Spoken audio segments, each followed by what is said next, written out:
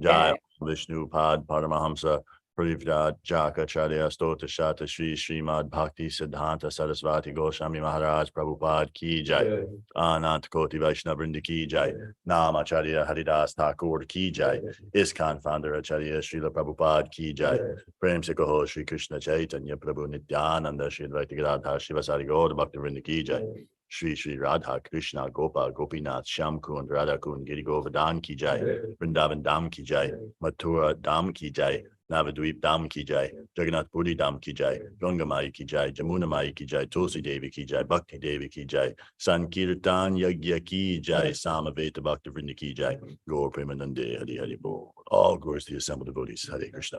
All glories to the assembled devotees Hare Krishna.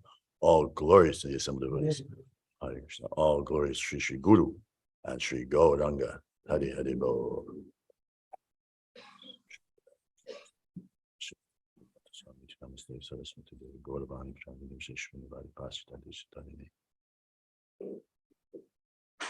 Good morning. Good morning in internet land. So we'll start by chanting Om Namo Bhagavate Vasudevaya. Om Namo Bhagavate Vasudevaya. Om Namo Bhagavate Vasudevaya. Om Namo Bhagavate Vasudevaya. Om Namo Bhagavate Vasudevaya. Om Namo Bhagavate Vasudevaya. Hare Krishna. So we are studying, reading, and exploring 3 verses today from the Srimad Bhagavatam, the 2nd canto, 2nd chapter, verses 24, 25, and 26. The main focus is going to be on verse 26. So what I will do is read through the Sanskrit, the purport on 24 and 25, and then we'll all responsively do 26. So we start here. You can see my screen right on the computer? Yes? Okay, great. So we start here. Vaishvanaram yati vihatyasya gata shushumnyanya brahmapatena soshisha vidhuta kalkota harer udastat prayati chakram nirpashashumaram. Synonyms: Vaishvanaram, the controlling deity of fire. Yati, goes. Vihayasa, by the path in the Milky Way. Gata, by passing over. Shushumnaya, by the Shushumna. Brahma, Brahmaloka. Hatena, on the way to. Shoshisa, illuminating. Viduta, being washed off. Kalka, dirt. Ata, thereafter. Hare, of Lord Hari. Udastat, upwards. Playati, does reach. Chakram, circle. Nripa, O king. Shaishusham Aram, named Shishush Mala.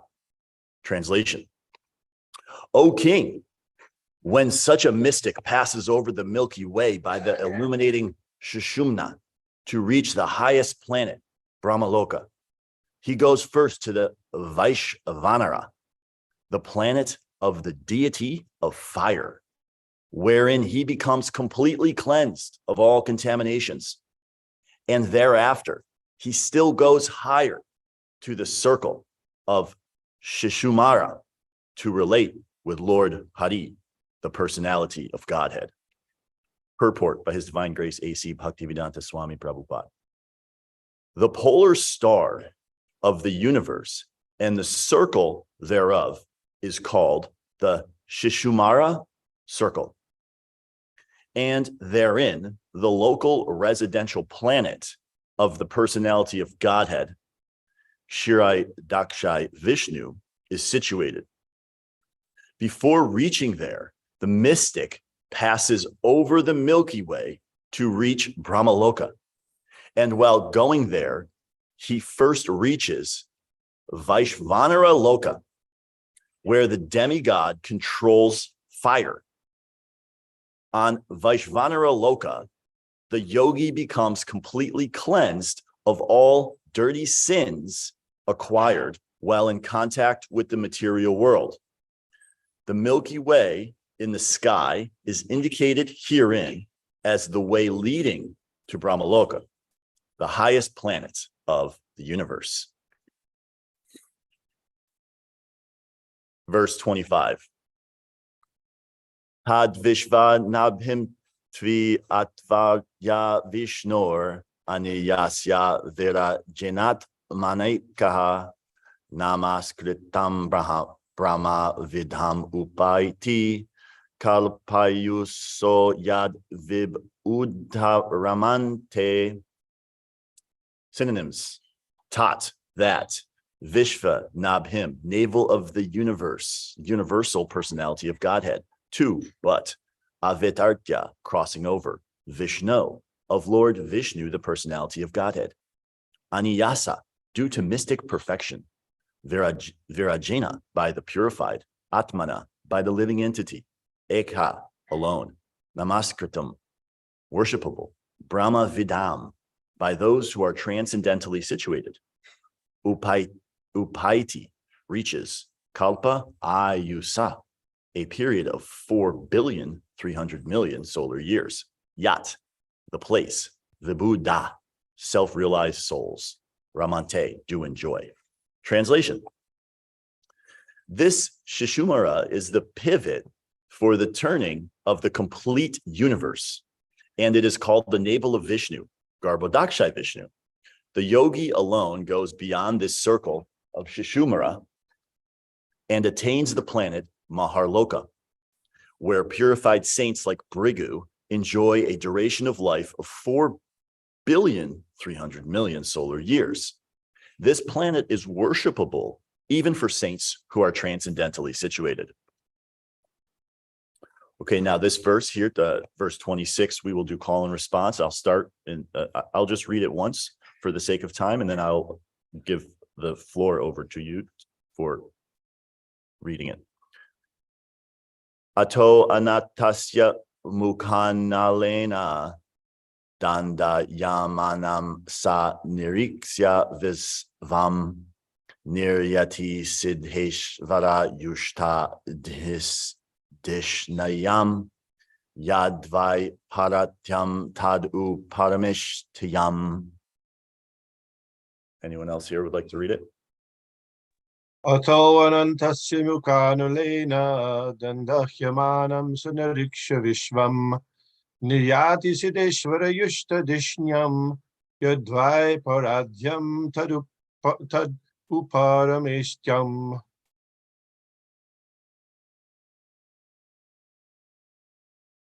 Anyone in the temple room?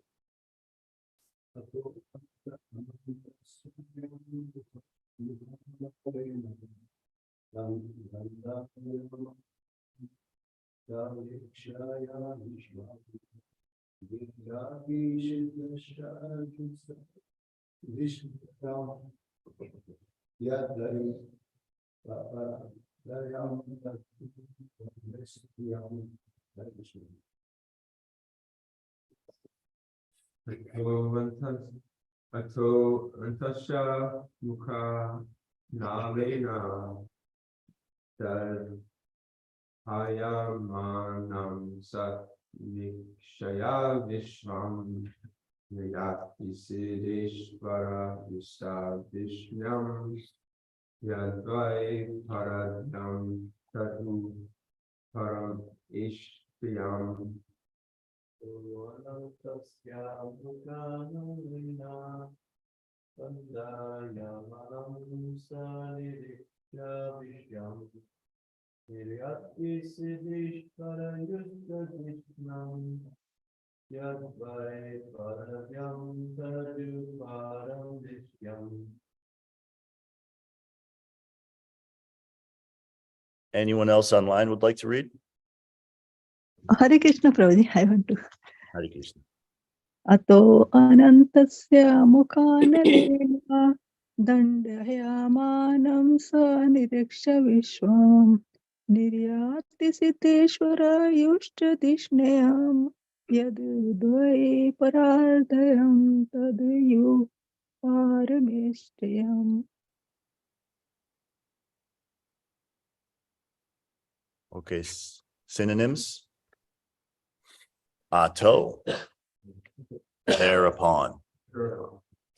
Anantasya, of Ananta, the resting incarnation of Godhead.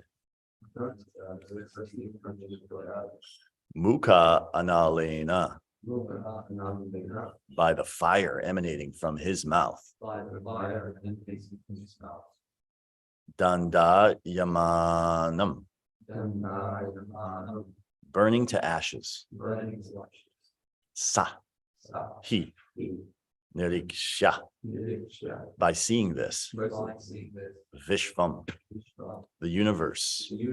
Niryati, goes out.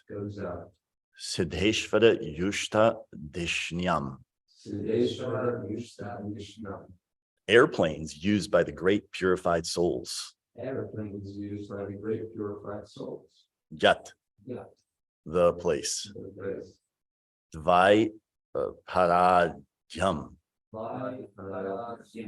15 trillion 480 billion years. Solar years. Sorry. Tat, that. You, the exalted. Paramshyam, Satyaloka, where Brahma resides. Translation.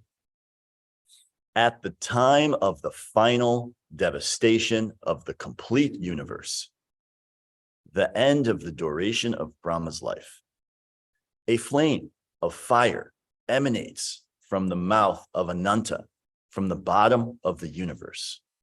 The yogi sees all the planets of the universe burning to ashes, and thus he leaves for Satyaloka by airplanes used by the great purified souls.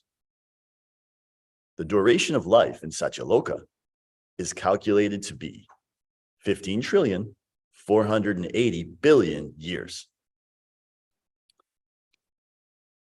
Purport. It is indicated herein that the residents of Maharlok, where the purified living entities or demigods possess a duration of life calculated to be 4,300,000,000 solar years, have airships by which they reach Satyaloka, the topmost planet of the universe.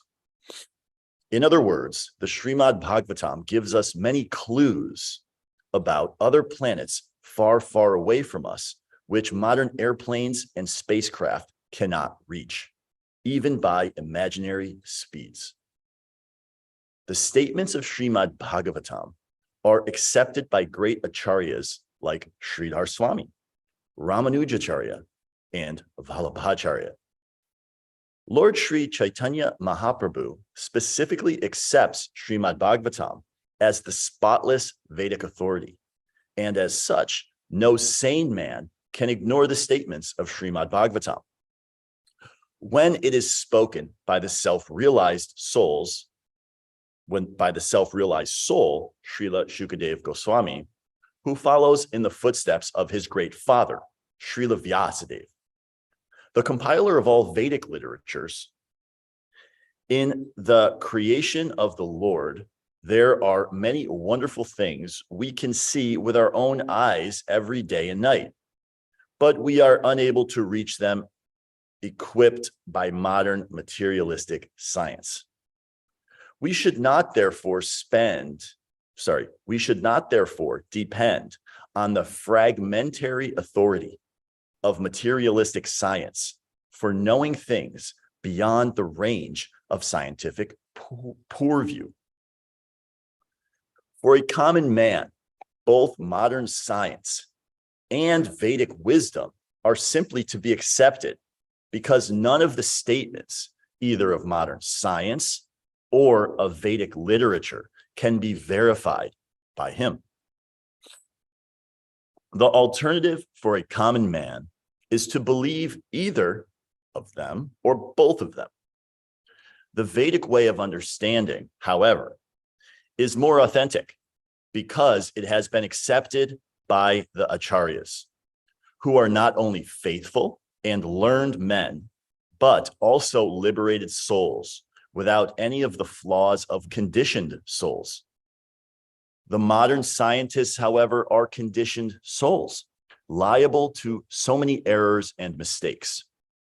Therefore, the safe side is to accept the authentic version of Vedic literatures, like Srimad Bhagavatam, which is accepted unanimously by the great acharyas. Om Jnana Timirandhasya Gananjana Shalakaya Chakshulun Militam Jena Tasmai Shri Gurave Namaha Shri Chaitanyam Hanopishtam Sthapitam Jena Bhutale Svayam Rupa Kadamayam Tadhati Sva Pandantikam Hare Krishna, Krishna Krishna, Hare Hare, Hare Rama, Rama Rama, Hare Hare. Namo Om Vishnu Padaya Krishna Prasthaya Bhutale Srimati Bhakti Vikasha Swami Te Namaste Saraswati Devi Gauravani Prashalini Nirvishesha Shuddhavadi Paschat Deshatharini. Hare Krishna. Before beginning, I would like to ask for blessings and permissions from all the exalted Vaishnavas in attendance here and around the universe. And please forgive me for any offenses or mistakes that I may incur in this class. Thank you. Haribo. So we have a very fun and interesting verse here, giving us a picture of some very far out stuff, like really far out into the universe, where we are seeing a picture of the ultimate fireworks show of the universe. So the yogis, they get to go to this superior planet and watch as the fire engulfs the whole universe, coming out of the snake at the bottom of the universe, engulfing everything. And then what do? They hop on their airplanes and they get out of the way. So the Srimad Bhagavatam is full of very interesting and exciting, and some might say unbelievable descriptions of the universe and the workings of the universe. And although it's also very grounded in the reality of the world that we live in and we know today, which is it was spoken, described that it was spoken on the banks of the Ganges River, right? With people just like you and I. And actually this chapter is a nice description. It's the beginning of the questioning by Parikshit Maharaj to Shukadeva Goswami. And what is the question? Does anyone remember what's the question that Parikshit is asking Shukadeva at the end of the first canto that's setting up what is being spoken here? Anyone remember the question? The original question was, is this a secondary question he asked? Was it what's best for a man to do before he dies? Yes, just like that. So he asked, please let me know what a man should hear, what he should chant, what he should remember, and what he should worship, and also what he should not do. It's a beautiful arc. You know, the first canto leads up to this point, and then it ends right at that point. And then here we are in the beginning of the second canto, more or less. We're in the second chapter, but here's this description, and here we have Shukadeva Goswami. He's giving the answer to the question. He's starting to give the answer to the question. And what Shukadeva Goswami says in response to Parikshit, he says, "My dear king, the question that you've asked is wonderful. This is a wonderful question, and it's glorious, in fact. And why is it glorious? It's glorious because it's beneficial to all people. Beneficial to all people because the answer to this question that Parikshit is asking is the prime subject matter for all hearing. And it's approved by all transcendentalists. Why is it the prime subject matter for all hearing? Because it's the subject matter that is going to relieve us from this cycle of birth and death that we are finding ourselves in the material world. So it's the highest question. So we have ourselves here in the beginning of this response that Shukadeva is giving. And now we're starting to look in the second chapter. And the second chapter is describing, so we'll go here one second. We go the Lord in the heart, right? And we go through, and it's a nice description of the different aspects of what one needs to start to understand and what one needs to start to do to connect with the Lord in their own heart. And at this point, we're getting close to the end of this second chapter. And here we're talking about these different aspects of what happens and what needs to take place for the yogi or the transcendentalist to make their way out of this material universe.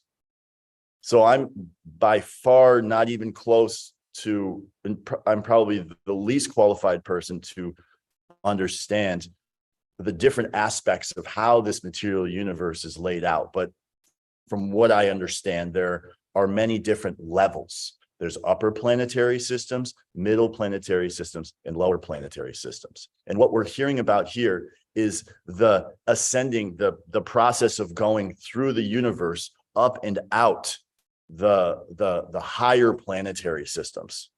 As Satyaloka, which is described here in this verse, is also Brahmaloka, which is the highest planet in the material universe. And to make our way out of this material universe, if we're practicing these processes of yoga, like Ashtanga yoga or Hatha yoga, or these different aspects of karma yoga, we need to move through all of these different planets. And along the way, there's so many distractions and so many possible places that we can get caught up and taken down. And in this process, there's wonderful things that are happening. And there's also very scary things that happen in the process, such as the final devastation of the complete universe. Now, that final devastation of the complete universe seems like a pretty interesting thing to watch, but I don't necessarily think I'd want to be around for that one. I mean, just a small fire is scary enough, but to see the whole universe being engulfed by flames is definitely, it seems like a pretty scary thing. But from what it's described here is that the yogi sees these planets burning and he hops on his airplane. And he leaves and he goes to Satyaloka. So these things, again, as I mentioned, they could be related to as unbelievable, or they could be something that we can't conceive of from the limited viewpoint that we're operating from in this material world. And Srila Prabhupada, in his transcendental wisdom, and he recognizes that's an objection.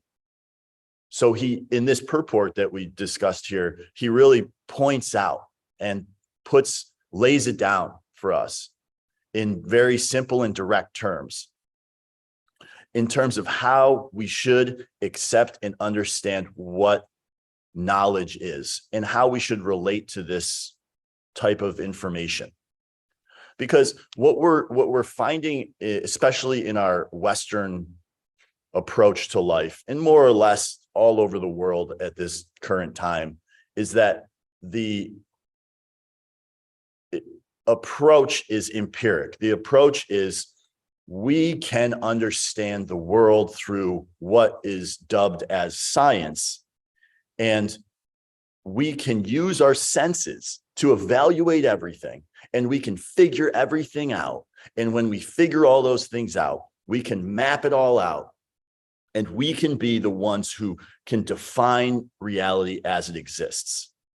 So what happens in modern science, as we all know, the scientists come up with so many theories about how things have been created and how the world was created and how humans came to be, the Big Bang and evolution. And they present those theories as facts. And as Prabhupada puts it here, the common man mostly just believes those statements as facts. Why? Because the common man is not able to understand it himself or see it himself. So some authority has to be accepted. Now, that's the modern approach, and more or less people are happy with that. They go along in their lives. Prabhupada makes so many statements in his classes and in his books and his room lectures about science and what true science is.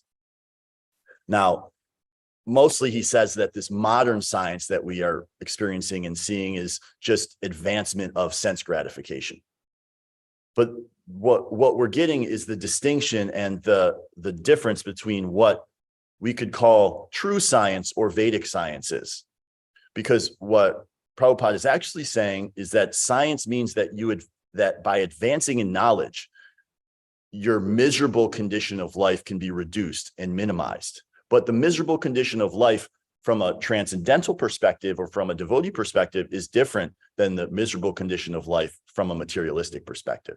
From the materialistic perspective, we're trying to get as much comfort as possible. We're trying to get as much sense gratification as possible. So the idea would be miserable means being uncomfortable. Miserable means, being unhealthy. From the perspective of, you're not able to enjoy your senses. But actually, ultimately, as much temporary comfort or let's say pleasure that we can find in this material world, that is only temporary, because at some point we're going to run into the real problem, the real misery of life. Because what is described in the Vedic literatures is that actually sense gratification is the basis for misery. And this material world is founded on that, I wouldn't say founded, but a component of that material world, of this material world, is that sense gratification and the temporary aspect of it, which ultimately creates misery for us. Now, from the devotee perspective, what the miserable condition, coming out of the miserable condition of life is what? It is gaining gyan. It's jnana, like knowledge, by coming out of the ignorance of the cycle of repeated birth and death. We are able to come out of the miserable condition of life and live in a way, by gaining knowledge, by gaining Vedic knowledge and knowledge of the true self, that we can actually understand our true position and find true happiness in this life, and also not have to come back in and take birth again in this material world. And that, from a devotee perspective, is how we come out of the miserable condition of life, not trying to find temporary fixes for our comfort, but actually taking austerities and difficulties in this life so that we can gain. It's just trying to think of a verse. Rishabdev says, tapo divyam, divine austerities.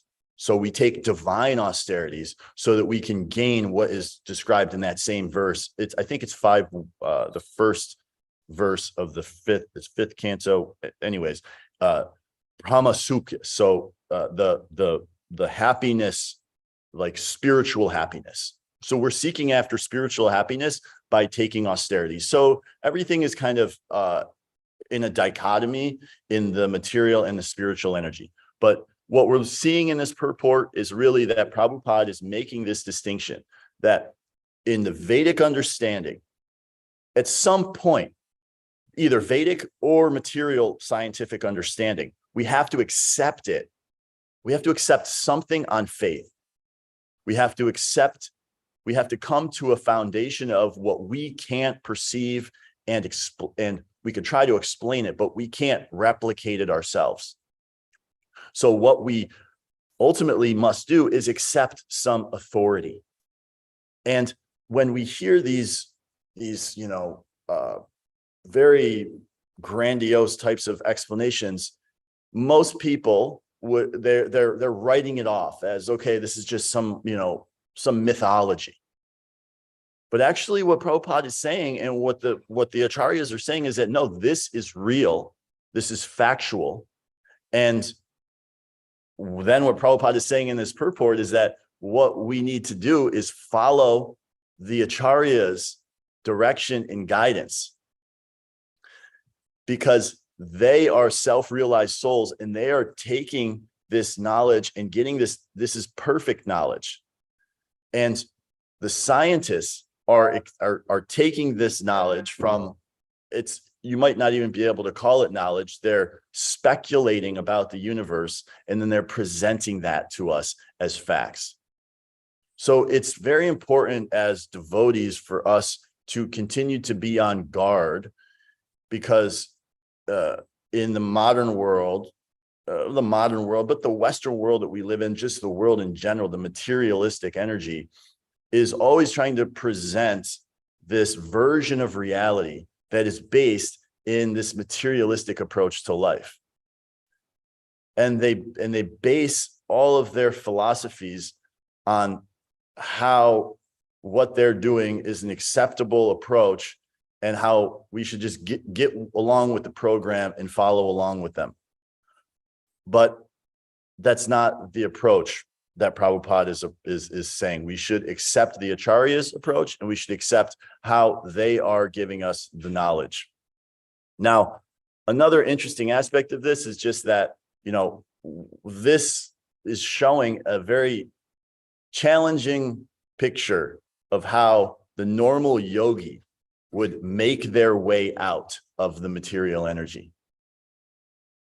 And to do that, one has to pass through so many different planetary systems and, so many different aspects, even once you get to the edge of the material energy.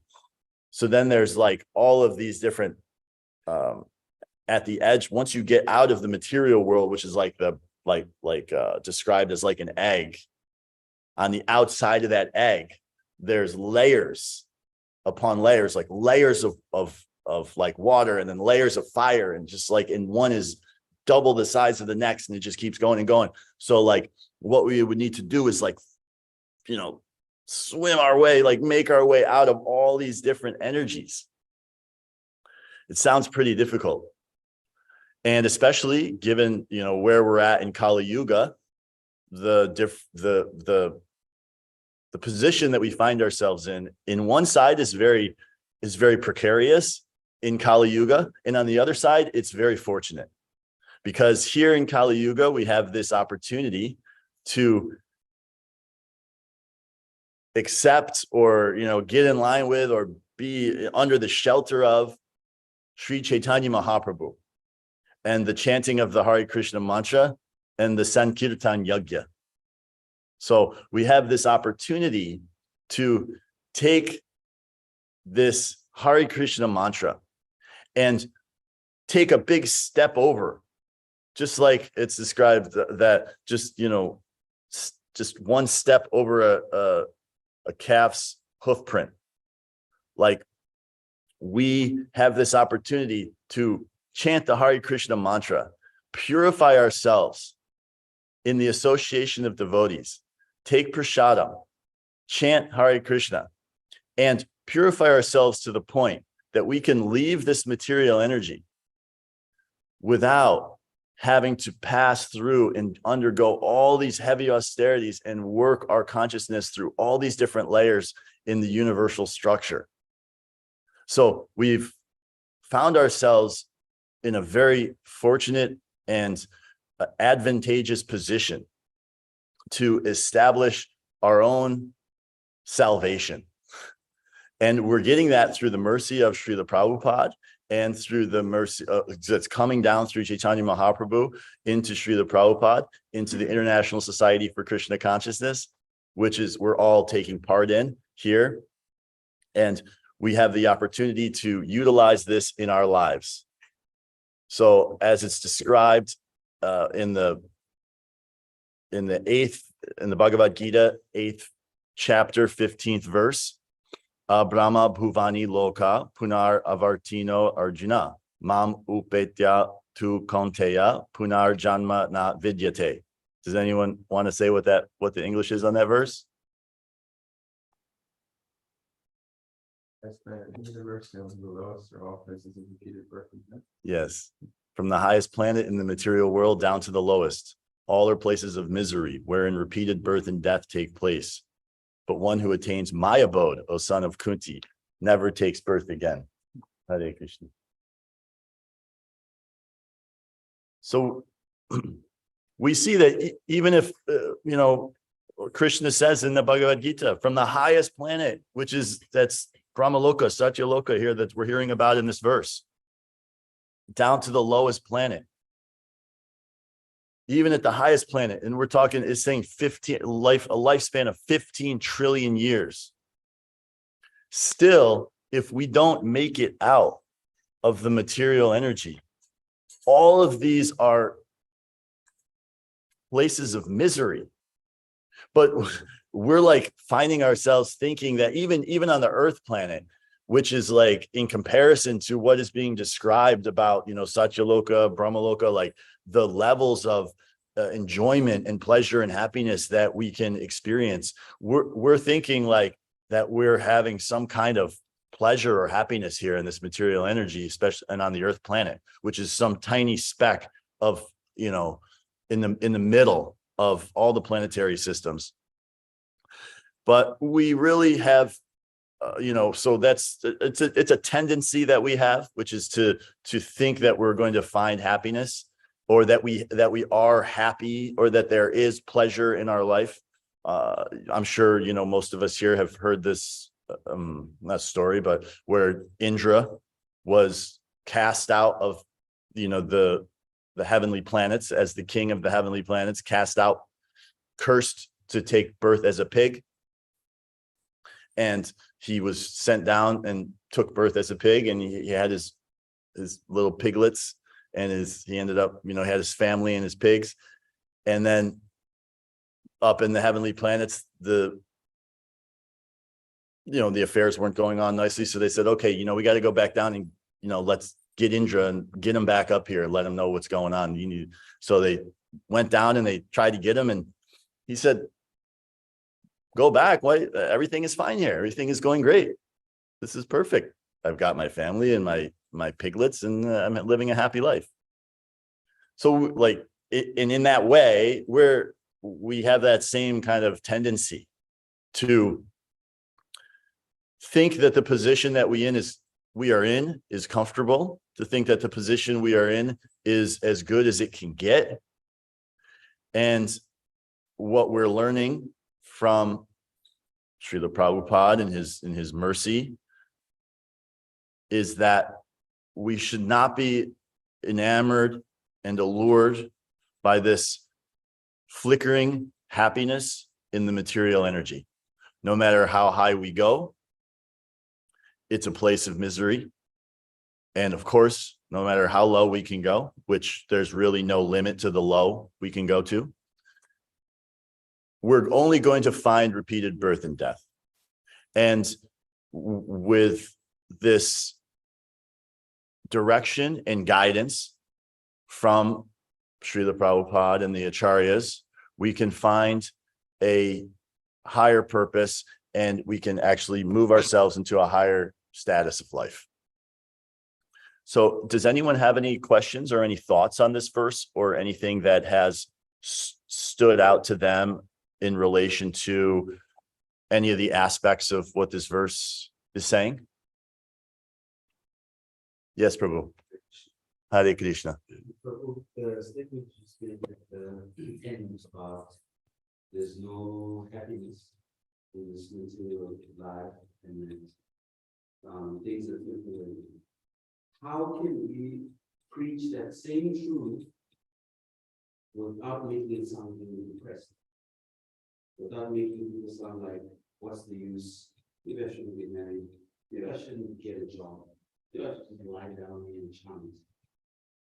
It would sound like, it sounds elevated, but it is depressing if someone says that, because there's no enthusiasm to life. So, how do we translate that with preaching, with actually people who are happy, chanting, and welcoming to everyone, without making it sound like get a Got it. Yeah. Jai. Yeah. So, okay, I'll just repeat the question. So, Jambavan Prabhu asked the question, how do we preach that message, which is that the material world is, the verse is like the material worlds from the highest to the lowest are places of misery.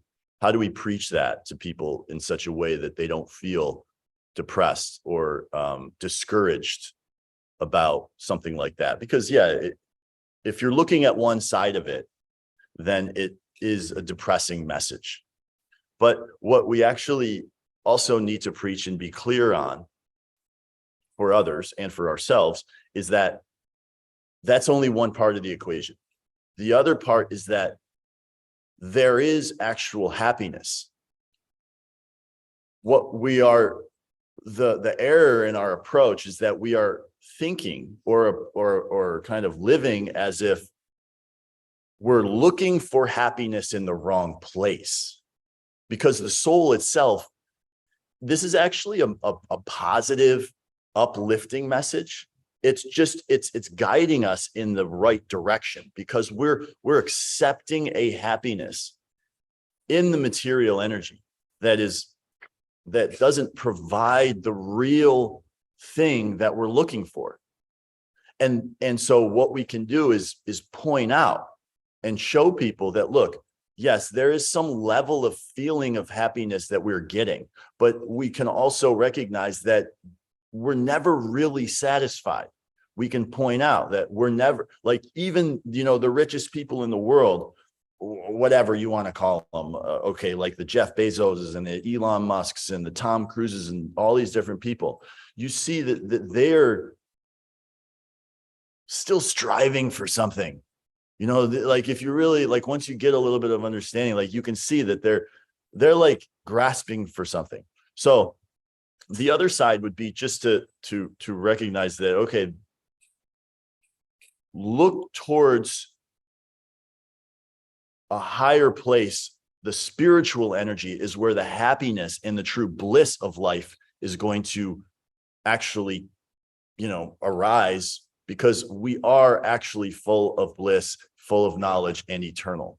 So on the one side, we can say, okay, it's miserable, but there is true bliss, higher and more great than we can ever experience, and in the material energy. And we can get that by taking to Krishna consciousness. So we say, okay, like, you can experience a bliss and a happiness in this material energy through connecting the spiritual. But if you keep trying to go after the material, you're only going to end up in frustration. So both sides need to be presented.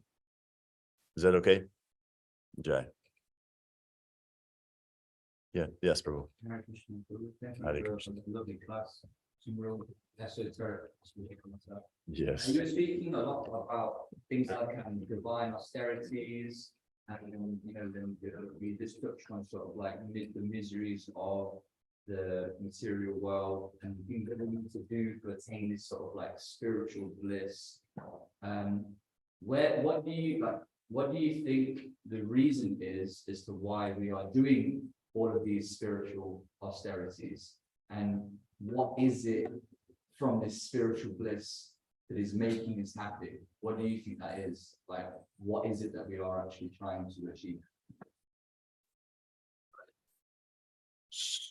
So question is, what is it that I think we're trying to achieve by undertaking the spiritual? These divine austerities, the miseries of the material world that we, why is the material world miserable? What is making it miserable, and what is making this spiritual bliss that we are seeking so sought after? What is contained within this circle of spiritual bliss that makes it so ecstatic and happy? Yeah, well, that's good. So so ultimately, just so they can understand. So the question is, what is contained in the spiritual bliss that makes it so great? And what is contained in the material energy that makes it so bad, I guess you could say. What is the material world lacking that Yeah. makes us not happy? And what is this spiritual bliss containing that makes it so attractive?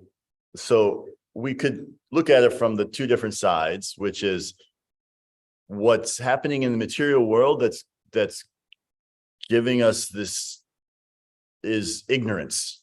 So there's in the material energy we're in illusion. We're in ignorance of our true self. And our true self, again, is Sat Chit Ananda. Our true self is full of bliss, full of knowledge, and eternal. Somehow or other, we've fallen from the material. We're in this material energy based on our free will. So we've come into illusion. So what we have in the spiritual energy is true knowledge and awareness and connection with the bliss that's already within us. But for whatever reason, because of this desire to enjoy, we've fallen into this material energy, which is creating this illusion and this darkness, and which keeps us in this place of, like suffering and confusion. So if I could say one thing, like just to kind of keep it somewhat basic, because you could get more deep with it, but it's like in the material energy, we have illusion and ignorance.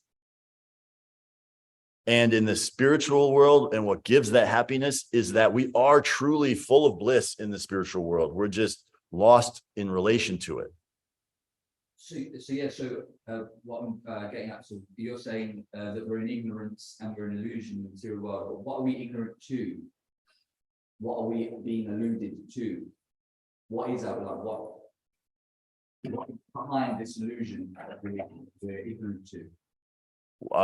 Krishna? What of Krishna? Love of Krishna. Yeah, so it's love, right? So we're lacking love of God, of course, yeah. Because ultimately it's the highest kind of thing in the universe. Yeah. Sometimes there's something I was reminded by when I gave a class, that we sometimes miss that aspect in like delivering information, especially when you have such esoteric subject matter that actually it's loving God and forming a loving relationship with God that is causing that. That's what we're ignorant to. That is why we're in such illusion. We're in such Maya. We've forgotten how to love God, what love of God is, what love of God feels like, and that's why we're in so much spiritual ecstasy and bliss in the spiritual world, because we purely internally understand that love of God. Yes. Because I remember this one of the first times I gave class, I forgot to mention that, like loving Krishna. One branch I was like, you didn't mention Krishna at all in that entire class. I was like, oh yeah. So yeah, sometimes it's such a simple thing, and it's something that actually our entire movement and philosophy is based on. But it's nice to sort of like bring it back to that every now and again and say that actually the reason we're in ignorance and the reason that we're in such illusion is because we've forgotten how to love God. We've forgotten what the love of God feels and sounds and looks like. And that's why we're always in so much spiritual ecstasy in the spiritual world, because that's what we're always constantly doing, was in an eternal loving relationship with God. So, and that's sort of what leads away from the depressing thing that we were talking about as well. The material world is depressing because we've forgotten what being in love feels like. So that's why we do this, trying to remind us. Yeah. Very nice. Also, and what I was thinking also in that, what you were just sharing was also being a servant, right? So our constitutional position is as a servant, but we're trying to be a master.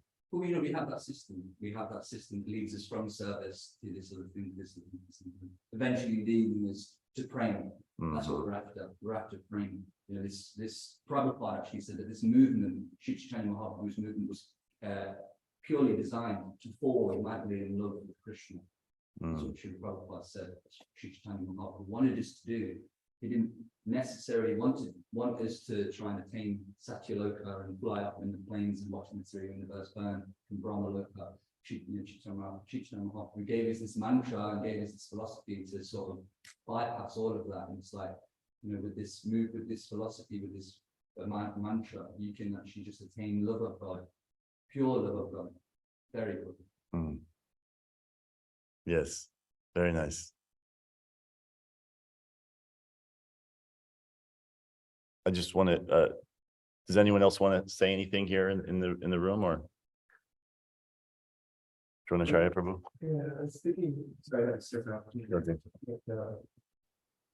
When we look at science, and we see that, you know, there are, I think Prabhupada lives to it perfect. There's like a certain limit that's within your purview, where but then there's something that goes beyond. Like, so there's science that, you know, helps us with medicine. There's science that helps us build buildings, you know, just like ingredients and, you know, understanding, you know, laws and physics that, you know, so something will fall over or something will stand up, and, you know, to make a car involves science, and you know, to, you know, make clothing involves science and machinery and things like that.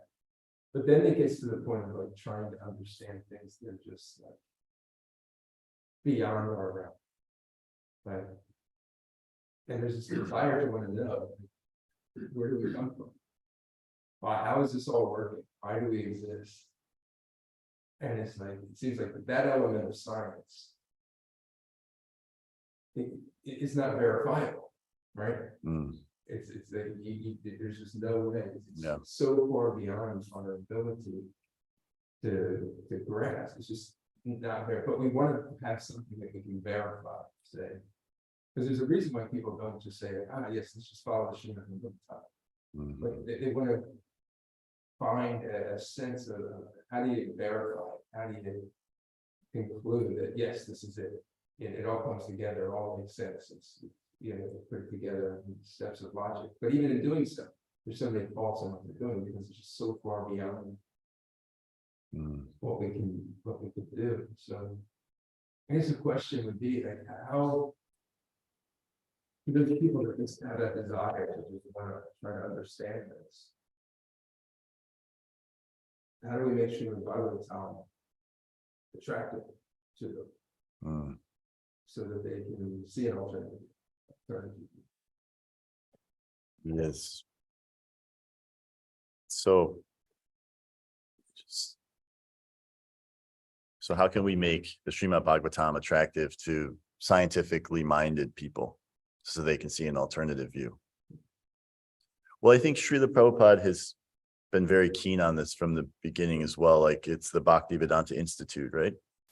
Where they have scientifically minded, you know, PhDs and things like that who establish and write and provide lectures from the Srimad Bhagavatam in such a way that scientifically minded people can relate to it, speaking in their language.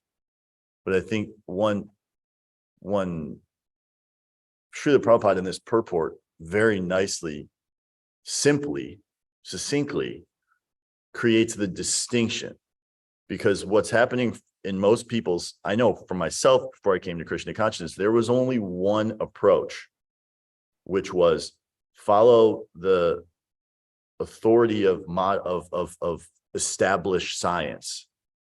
And if you don't follow that, then there's nothing else. Like, what other authorities are there? And so what's being described in the purport here is like, no, so there is another authority. Like, there's an actual authority that doesn't base its foundation of knowledge on what is perceived by our own eyes. So if we give the distinction that there is multiple approaches, one approach being to follow a higher ascending process of knowledge, then we can at least let them start to ruminate and understand that they don't have to just stick with what they've always known. So by presenting the Srimad Bhagavatam, giving them an option to experience it themselves, and then Krishna will take over. But it's a matter of presenting it to them and then being able to speak in their language, I would say, but also just having the distinction that there is another approach. And actually, if you look at it, it's very logical to consider, like, our senses are imperfect. To try to evaluate our surroundings based on an imperfect senses is kind of ludicrous, because we're never going to be able to fully realize it. But there is a higher power that is directing and that has perfect vision, that is giving us the answers. We don't have to labor so hard for it. And those with a little bit of willingness, or, to break down the false ego and hankar, to like actually be willing to explore that option, can start to, recognize it, which we see so many devotees over the years who are very intelligent, who have, degrees in so many things. Once they're presented with that, they say, oh, okay, yeah, that makes a lot of sense. It doesn't mean they're completely giving up their careers in science or whatever else that they're doing, but they can recognize that there's something different. So just presenting it and letting people see that there's an alternative. So, Hare Krishna. Anyone online would like to say anything or have any thoughts or comments?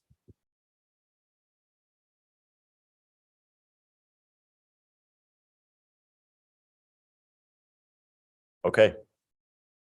Anything else? All right. Well, thank you very much. Thank you for coming. Srimad Bhagavatam Ki Jai.